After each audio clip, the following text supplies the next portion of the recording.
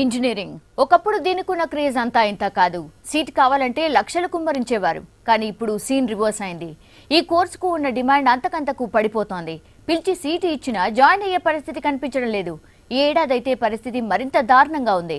EAMCET counselling లో భారీగా సీట్లు మిగిలే అవకాశాలు కనిపిస్తున్నాయి.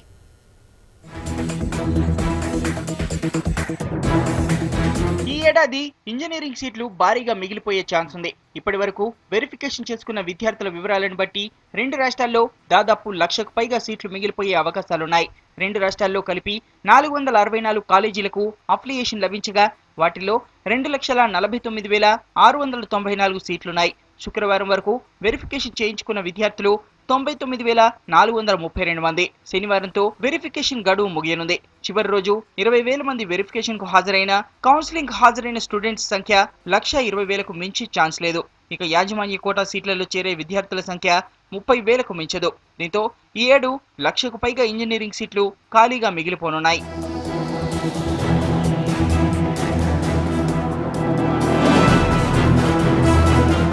కన్వీనర్ కోటాలోని 2 రాష్ట్రాల్లో కలిపి దాదాపు 70,000కు పైగా ఇంజనీరింగ్ సీట్లు మిగిలిపోనున్నట్టు అధికారులు అంచనా వేస్తున్నారు. తెలంగాణలో మొత్తం 315 ఇంజనీరింగ్ కాలేజీలుండగా వీటిల్లో 148 కాలేజీలకు అఫిలియేషన్ లభించింది.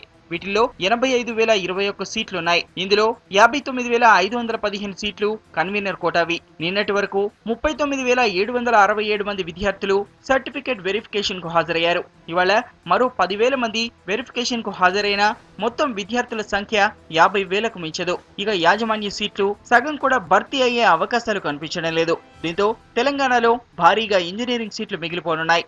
ఏపీలోనూ ఇదే పరిస్థితి.